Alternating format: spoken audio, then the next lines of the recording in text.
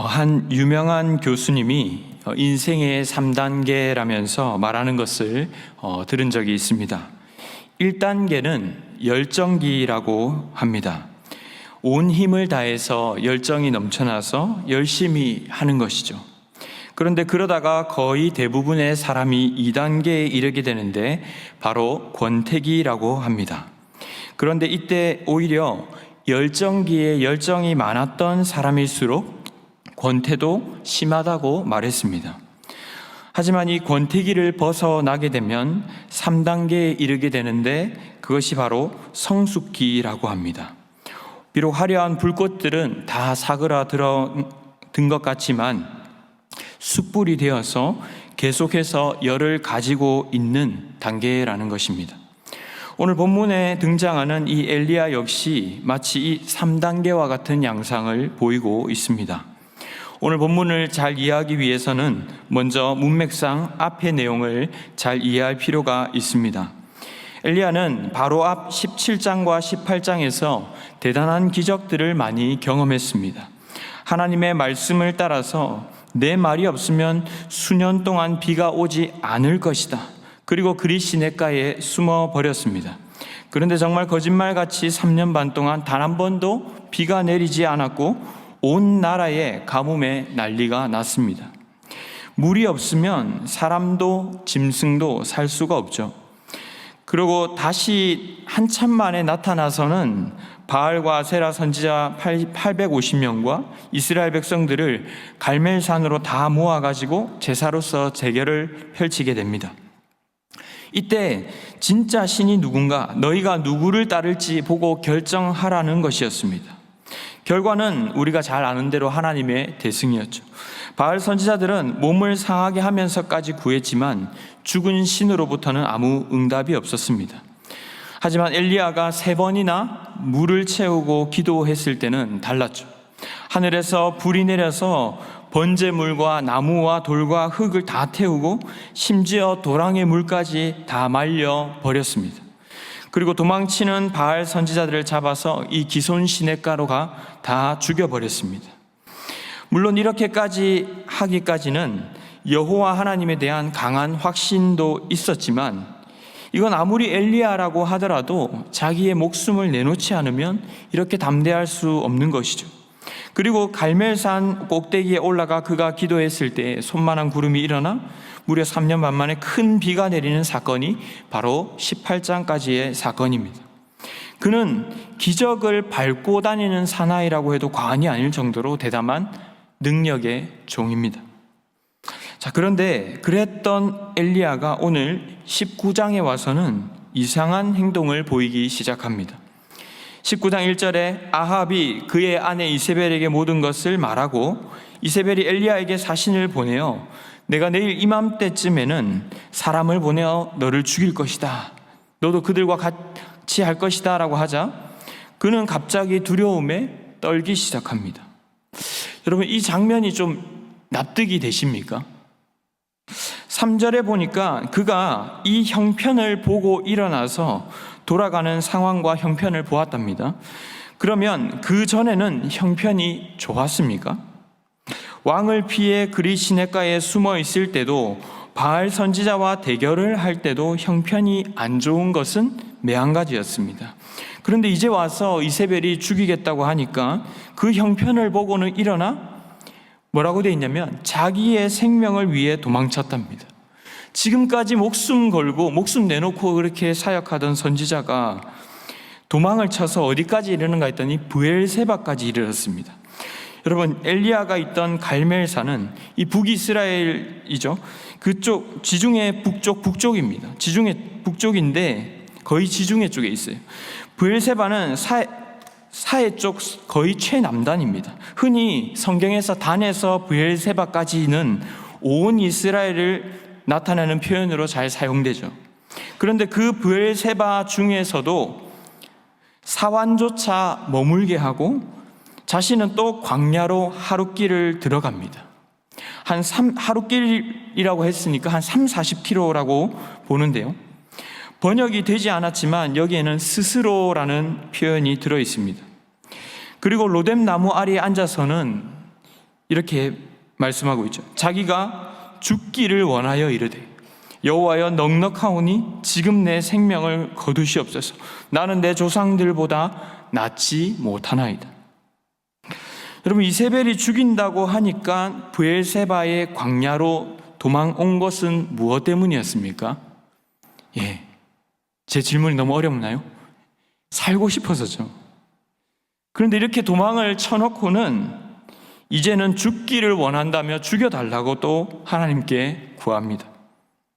여호와여 넉넉하오니라는 말은 족합니다, 이제 충분합니다 라는 뜻인데요, 하나님께서 지금껏 자신을 들어 쓰시고 기적을 경험케 하시고 다 이기게 하시고 비도 내리시고 자신이 했던 사역들이 그에게 주마등처럼 스쳐 지나갔을 것입니다. 이 충분하다는 말이 그저 은혜의 고백이 아니라 그만큼 했으면 이제 됐지 않습니까? 이제는 저도 더 이상 못하겠습니다. 더 이상은 감당을 못하겠으니 이제 그만하시고 저를 좀 데려가시지요 라는 뜻이죠. 엘리야가 영적으로 지친 것입니다.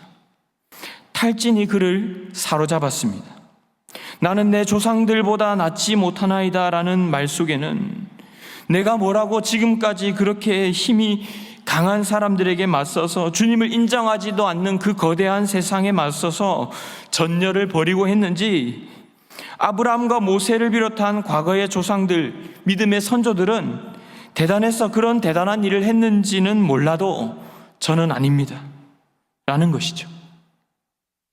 저는 오늘 이 엘리야가 굉장히 낯설기도 하고 한편으로는 괴짜처럼 이상하게 느껴지기도 하면서도 또 다른 한편으로는 그가 이해가 되기 시작했습니다.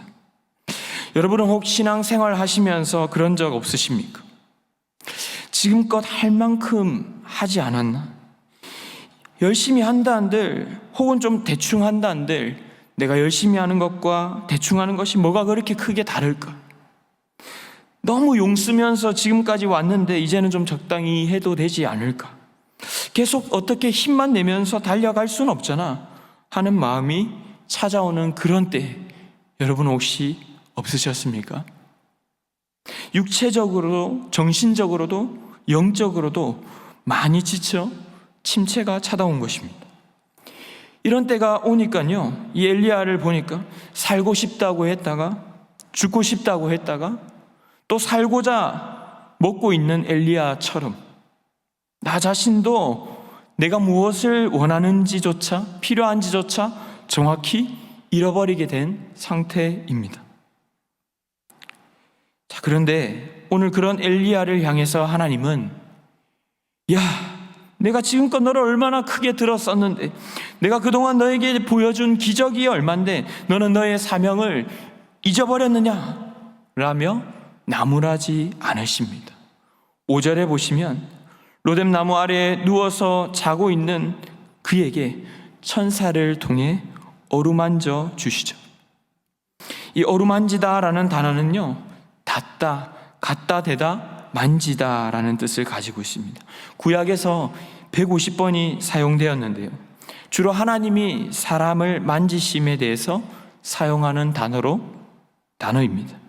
그리고 어루만진 이후에는 일어나 먹으라고 합니다. 성경에는 낙심하고 지쳐있는 하나님의 사람들을 많이 만납니다. 열정적이었던 베드로조차도요, 나는 이제 물고기 잡으러 가노라 했을 때에 예수님은 어떻게 하십니까? 다시 찾아가셨어요. 일단 아무 말 없이 지쳐있고 낙심해 있는 자를 찾아가서 먹이시죠. 조반을 먹이셨습니다. 오늘 엘리야도 머리맡에 숯불에 구운 떡과 물 한 병이 있어서 먹고 또 누웠다가 그러자 또 천사가 다시 와서 엘리야를 어루만지고 또 일어나 먹으라 합니다. 그러다 또 일어나 먹고 마시고, 그렇게 기운을 차린 그가 그 음식물의 힘을 의지해서 40주야를 달려 하나님의 산 호렙까지 이르게 됩니다. 율법을 주셨던 지역이죠. 저는 오늘 이 말씀을 읽으면서 그런 생각이 들었습니다. 상반기를 열심히 달려와 또 특세를 지나고 어떻게 흘러가는지 모를 이 여름을 보내고 어느덧 보니까 벌써 하반기가 가까이 와 있는 것이죠.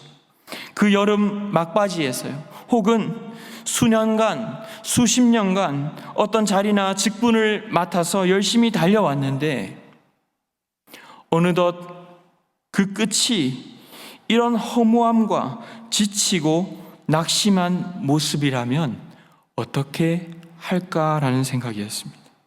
실제로 그토록 위대하고 대단한 분들조차 초라한 말로를 맞이하는 모습을 우리는 많이 보지 않습니까? 그런데 이런 침체는 누구에게나 찾아올 수 있다는 사실입니다. 중요한 것은 그때 깊은 침체가 찾아왔을 때에 우리를 일으키는 힘이 어디에 있는가 하는 것입니다.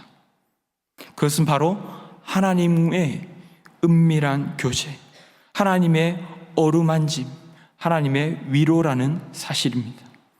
하나님은 때로는 우리를 강하게 사명의 길로 가도록 이끌어 가시기도 하시지만 때로는 우리가 지쳐 있을 때에 그저 우리를 발로 툭툭 차며 다그치고, 야, 네가 받은 은혜가 얼마인데 다시 일어나, 빨리 달려가자 라고만 하시는 분은 아니라는 것입니다. 성령 하나님을 통해 때로는 우리를 위로하고 격려하십니다. 육신의 힘도 필요하지만 결국 우리를 살리고 이끌어가는 힘은 주님과의 깊은 교제와 만남에 있다는 사실이죠. 바라기는 저는 오늘 이 밤에 주님의 만지심과 위로하심 그리고 회복케 하심이 우리 모두에게 임할 수 있기를 바랍니다. 그는 이제 호렙이라고 하는 더 남쪽 광야로 왔습니다. 그리고 본문 9절에서 엘리야는 이제 나무 밑이 아닌 더 깊은 굴로 들어갑니다. 굴 속에 머물고 있을 때 이제 주님은 엘리야에게 이렇게 말씀하시죠. 네가 어찌하여 여기 있느냐. 여기에서부터는 엘리야의 숨어있던 투정이 시작됩니다. 우리가 아는 엘리야가 맞나, 어린아이가 아닌가 싶을 정도의 투정이죠. 10절에 보시면 그가 대답하되 내가 만군의 하나님 여호와께 열심히 유별하오니 이는 이스라엘 자손이 주의 언약을 버리고 주의 제단을 헐며 칼로 주의 선지자를 죽였음이오며 오직 나만 남았거늘 그들이 내 생명을 찾아 빼앗으려 하나이다. 꼭 난감한 상황에 처한 제 딸이 제게 말하는 어투와 비슷하게 들립니다. 이것은 마치 모세가 이스라엘 백성들이 속을 썩이니까 제가 이들을 낳았습니까 하며 왜 이런 짐을 내게 지웠냐며 따지던 모습을 연상케 하죠. 오늘 엘리야도 비슷합니다.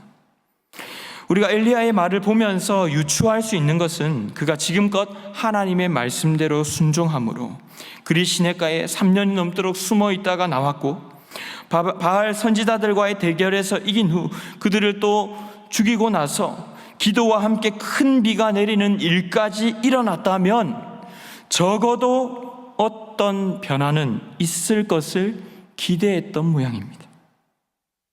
열심히 컸던 만큼 실망감도 권태기도 깊이 찾아온 것입니다. 아합이 이세벨이 회개하거나 뜻을 고쳐먹거나 아니면 홀로 이 외로운 싸움을 계속 해왔는데 하다못해 이유를 함께 해줄 동지들이나 좀 많아질 줄 알았는데 여전히 자신은 혼자이고 제자리인 것만 같고 오히려 자신을 죽이려 하는 그 거센 이세벨을 보면서 그 형편을 보면서 엘리야는 이제 다 그만하고 싶어진 것이죠. 저는 오늘 본문을 보면서 사실 이전에는 엘리야를 좀 비난했었습니다. 아니 어떻게 하나님의 선지자가 이런가? 그런데 오늘 본문을 보면서 엘리야를 비난하고 싶지도 비난할 수도 없었습니다. 왜냐하면 이 엘리야의 심경이 때로는 우리의 심경일 때가 많기 때문이죠. 겉으로는 좋아 보이고 멀쩡해 보이지만 사실 주님 앞에 가서는 지쳐서 주님 못하겠습니다. 너무 힘이 듭니다. 마치 제가 벽을 밀고 있는 것은 아닙니까? 하는 생각에 형편을 바라보면서 불현듯 찾아올 때가 있기 때문입니다. 어떤 소망이나 기대가 샘솟지 않는 것 같은 무기력함을 찾아올 때 여러분도 있지 않으십니까? 오늘 그런 엘리야를 주님은 어루만지며 먹이시고 힘을 주셨지만 엘리야의 마음속 깊은 곳에 있는 이 감정들, 절망감은 여전히 해결되지 않는 것처럼 보입니다. 그런데 그때 하나님은 엘리야에게 나가 산 위에 서게 하시죠. 그리고는 크고 강한 바람이 산을 가르고 바위를 부수고 땅이 흔들리게 하는 모습을 보여주십니다. 하지만 11절에 보면 그 바람 가운데에도 지진 가운데에도 여호와께서 계시지 않습니다. 12절에는 불이 일어났는데 그 안에도 여호와께서 계시지 않습니다. 보통 불이나 이런 초자연적인 현상은 하나님의 임재와 나타나심을 의미하는 것일 때가 많습니다. 그런데 그런 기적 속에서도 그는 하나님의 모습을 찾을 수 없었습니다. 그리고 하나님은 그 불 이후에야 오늘 세미한 음성으로, 조용한 평온한이라는 뜻을 가진 세미한 음성으로 다가오십니다. 다시금 엘리야에게 네가 어찌하여 여기 있느냐고 물으시는 것이죠. 엘리야는 비록 앞에서 했던 것처럼 또 투정을 부리지만 하나님이 물으신 것은요, 네가 누구인가, 너희의 정체성이 어디에 있는가 하는 것을 물으신 것이었습니다.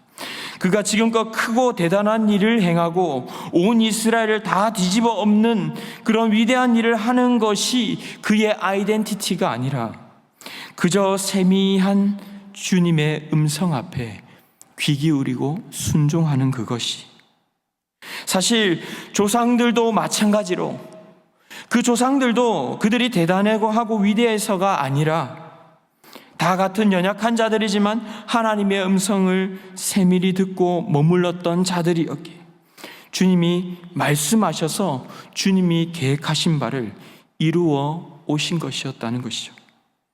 하나님은 오늘 엘리야에게도 그렇게 말씀하고 계시는 것입니다. 네가 잘나서, 네가 대단해서 내가 지금까지 부르고 사용했던 것이 아니라 오직 하나님의 은혜였다라는 것입니다. 그가 해야 할 일은 대단한 일이 아니라 하나님의 말씀 앞에 귀 기울이며 하나님의 하나님 되심을 선포하며, 어쩌면 그가 선지자이기 이전에 하나님의 백성다운 모습으로 살아가는 것이었습니다. 사실 15절부터 하나님은 결국 엘리야에게 어디로 갈지와 또 어떤 일을 할지, 그리고 그의 후계자까지도 말씀하십니다. 하지만 그럼에도 어루만지시며 이런 과정을 겪게 하신 것은 바로 하나님의 세미한 음성 앞에 다시금 귀 기울이게 하시기 위함이었다는 것입니다. 어떤 큰 기적, 일, 성과로서 찾아오시는 것이 아니라 세미한 음성으로 다가오시는 것이죠. 장소만 바뀌었지 많은 사람들 속에 있을 때에도, 대단한 일들 속에서만이 아니라 하나님과 독대하고 있는 그곳 로뎀나무 아래에서도, 호렙산 굴 속에서도, 우리가 어디에 어떤 모습으로 있든지 간에 하나님은 우리가 그분을 영화롭게 하고 그분으로 즐거워하는 모습으로 서 있기를 원하신다는 것입니다. 우리가 자칫 눈앞에 어떤 일이 일어나고 내가 어떻게 하면 이걸 잘할 수 있고 내가 얼마나 대단한 일을 할 수 있는가, 그런 것에 우리의 시선을 맞추고 살아가게 되면 우리는 어느 시점에서 내가 예상하고 생각하던 대로의 변화가 일어나지 않았을 때에 나도 어찌할 수 없는 깊은 수렁과 침체 속에 빠져버릴 수 있습니다. 실제로 우리가 한때 은혜롭고 한때는 빛나고 한때는 소위 잘 나갔던 사람들 얼마나 많이 보았습니까? 성경 속에서 그랬던 사울도, 다윗도, 엘리야도, 베드로도, 그러나 다 침체에 빠졌습니다.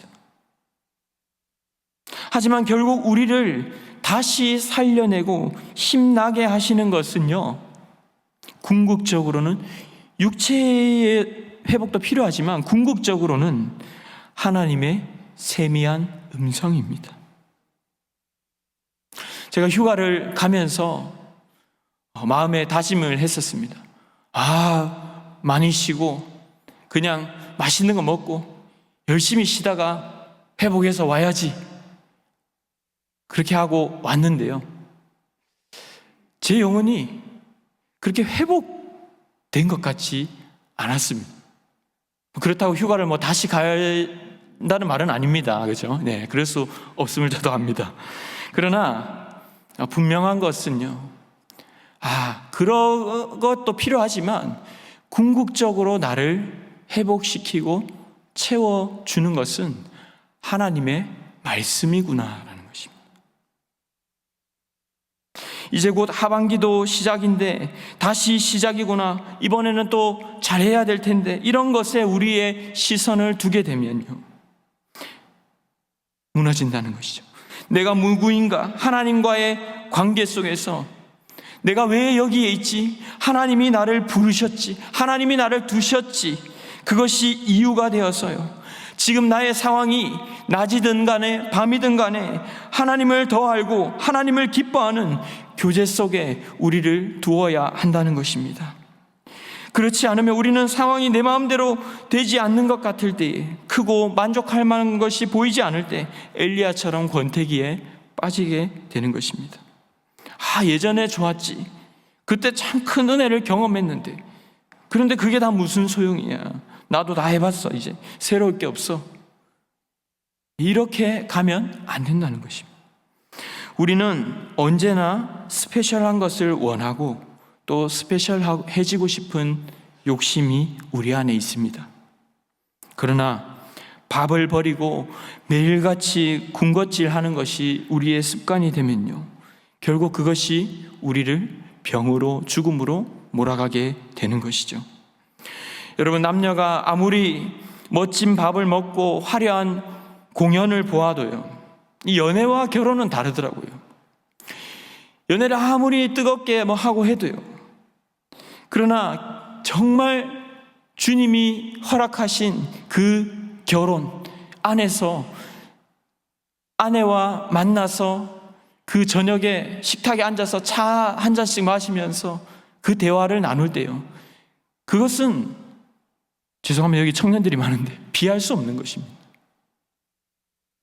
진짜 속 깊은 대화는요, 조용한 곳에서 이루어지죠.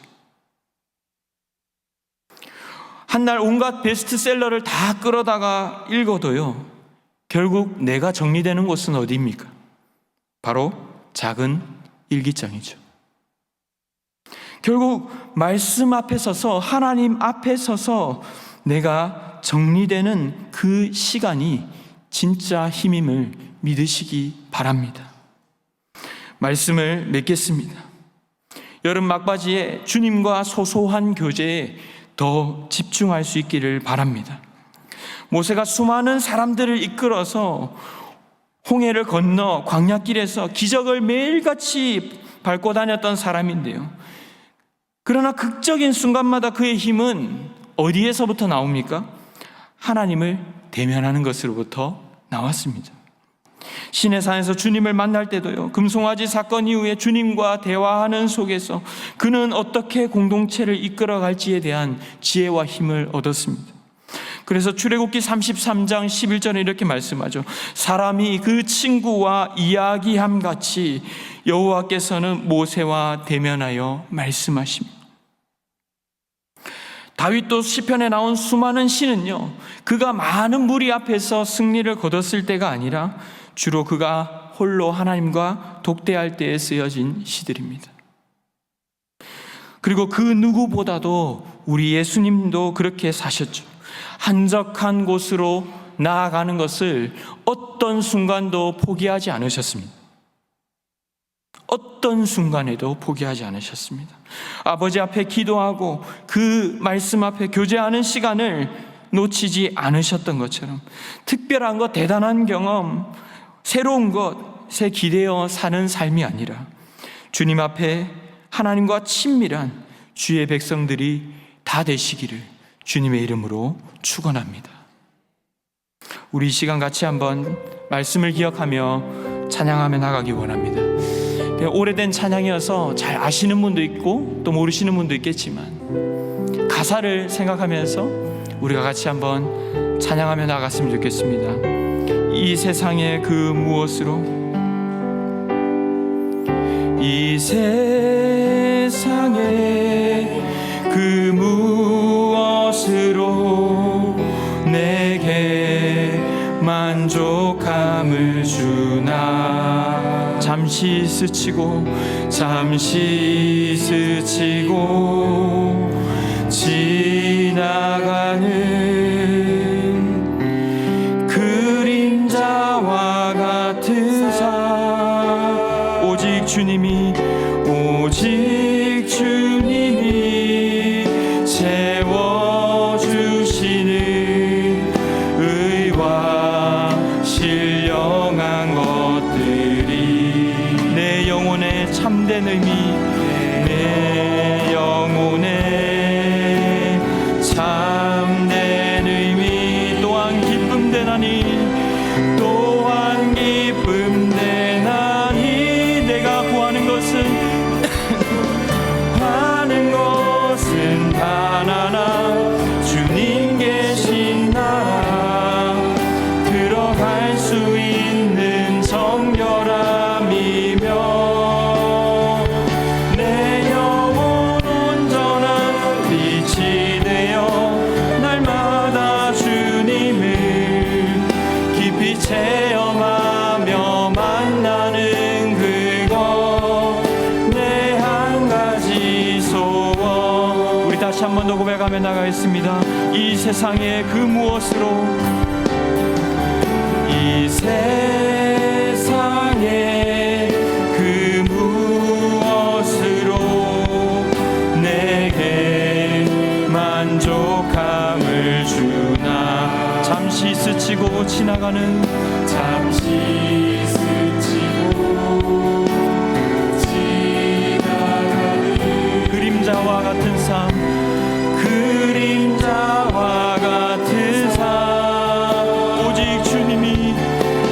오직 주님이 채워주시는 의와 신령한 것들이. 아멘. 내 영혼의 참된 의미, 또한 기쁨 되나니. 내가 구하는 것은 단 하나, 주님 계신 나라, 들어갈 수 있는 정결함이며 내 영혼 온전한 빛이 되어 날마다 주님을 깊이 체험하며 만나는 그것, 내 한 가지 소. 내가 구하는 것은 단 하나, 주님 계신 나라, 들어갈 수 있는 정결함이며 내 영혼 온전한 빛이 되어 날마다 주님을 깊이 체험하며 만나는 그것, 내 한 가지 소원.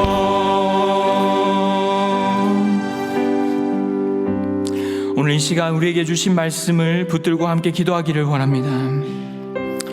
여러분, 어렵고 낙심이 될 때에 그것마저도, 그 연약함마저도 주님 앞에 내어놓으시기 바랍니다.